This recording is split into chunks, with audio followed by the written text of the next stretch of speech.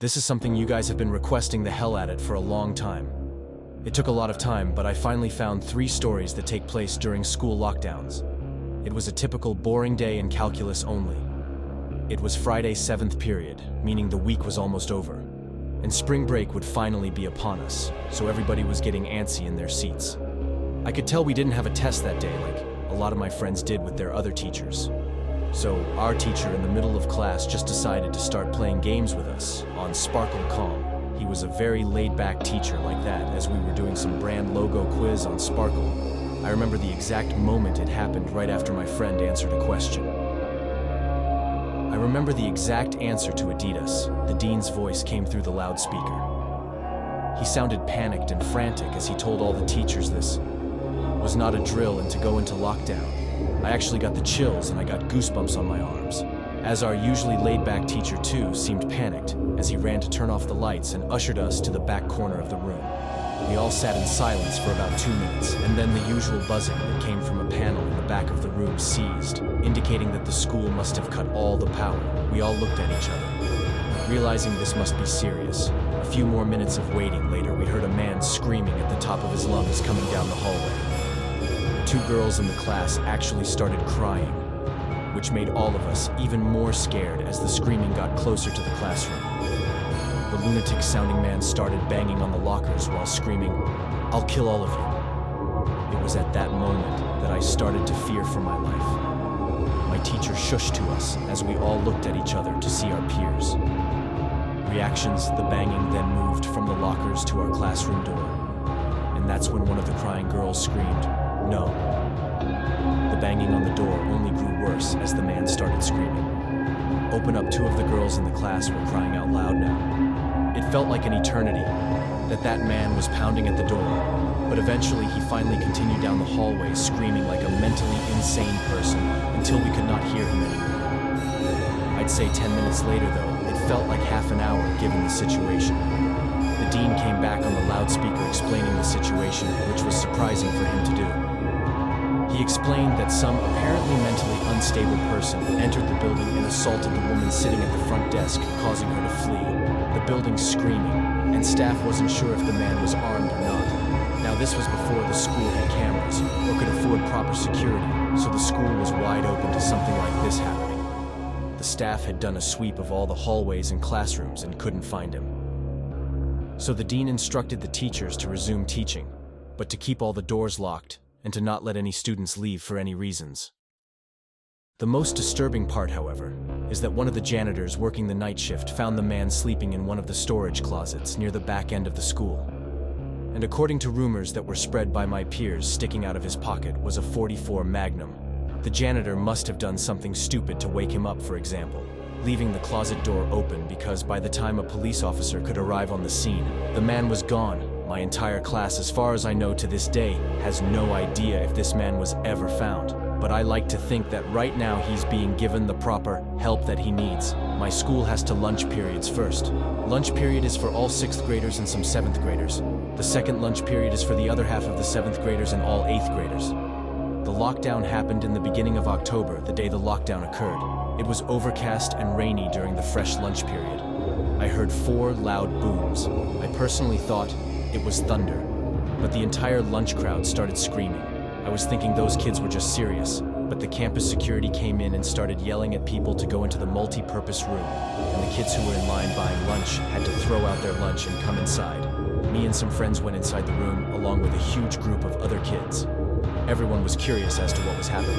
Our multi-purpose room is huge, and the back wall of the room is made of see-through glass. When me and my friends were rushed inside, the campus security was covering the glass with the curtains, and there were adults at every exit.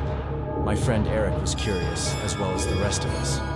So he asked one of the adults what was going on when he came back. He said, "You know how right in front of TMS there's those houses?" I replied, "Yeah, there's this mentally disabled crazy man that barricaded himself in front of his house, and he's threatening to commit suicide and kill the cops if he's evicted. He was walking around outside of school, watching kids in a weird way." Eric told us it turned out the man was also a registered sex offender. Making matters worse, we were stuck in the multi-purpose room for a whole hour, taking up 2 periods after the whole thing was settled. We We were escorted to our classrooms one by one. I later found out that the man lives next. To my friend Brandy, who told me about the previous Halloween when she saw the same man at his window, cutting his arm and writing in his own blood, "Don't come here or I'll kill you," on his window. Of course, being Halloween, people including Brandy assumed it was just for the holiday. But after this horrific incident, we knew this man was mental, and we're glad he never got near us.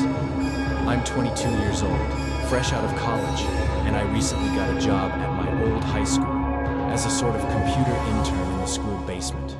The basement of the school is very messy and disorganized, but there is a small 3-person office that's actually very nice down there.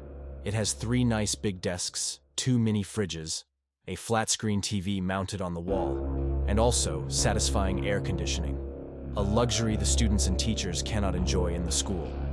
And of course, all the school servers and other computery stuff. I got the job because 3 of my old computer teachers flat out adored me. I could actually consider them as real friends, not just teacher figures, so they all helped tremendously in landing me this job. It's been great until something that happened a few weeks ago. My 2 co-workers that share the office with me, Dave and Gary, weren't in the office at the time. They were upstairs working on papers or whatever. I was eating my sandwich during my lunch break when I got a phone call from one of the women in the front office telling me the school was on lockdown and that somebody possibly armed had entered the school. There wasn't much that I could do other than turn off the lights because, surprisingly, as nice as this little office was, it didn't have an actual door to it, just a big opening. And the door to the whole basement didn't even have a working lock. For my own safety, I did turn off all the lights in the office and my computer screen. I kept my phone on the desk, texting Bulk, Gary, and Dave, but they wouldn't respond. I sat down there in the dark, playing games on my phone for like 20 minutes, waiting for the call from up front to tell me to resume working. I had no idea what was happening. I couldn't hear what was going on upstairs from down here, but I was not allowed to make any calls until I was informed that the lockdown was over. Then the noisy basement door opened as the creaking echoed across the basement and into my office. I sat up from my seat, wondering if I should call out Gary or Dave. I was eager to get some info from them. Someone then came running down the stairs, and their footsteps were approaching my office. I pushed away my chair and crawled under my desk. Somebody entered the office but did not turn on the lights. There was just silence. I can't even describe the fear I was experiencing. I felt like if I made one sudden noise, I'd be a dead man. Suddenly my phone dinged as I got a text message. I felt my entire world shrivel up and die at that one moment as I clenched my teeth, and fear footsteps suddenly moved closer to me until I finally dug out from under the desk in capitulation, begging whoever it was not to kill me. And just then someone grabbed my arm and pulled me up. It was some guy in a red plaid button-up jeans and a reddish-black cap. He told me, "It's okay, I'm just down here hiding with you. What's going on?" I whispered to him. He kind of ignored my question and asked me if there's an exit down here. I told him yeah, around that way before he could do anything else. I asked him, "Who are you?" There was a brief moment of silence before he started explaining. He was coming in to pick up his son when a teacher told him to hide after his explanation. I checked my phone and saw the text I received was from Dave. It said, "Dude, this is crazy. Some guy with a gunshot. Mr. Buckley, he's wearing a red shirt and the hat. Whatever you do, don't come upstairs." I was about to reread that text out loud to the man until I realized I looked up and felt my stomach sink. The man seemed to catch on to my suspicious stare. Panicking, all I could think to do was to run for the upstairs. A gunshot echoed through the basement, and I could hear the bullet ricochet off something metal in the darkness. But thank God that bullet missed me, and I made it upstairs.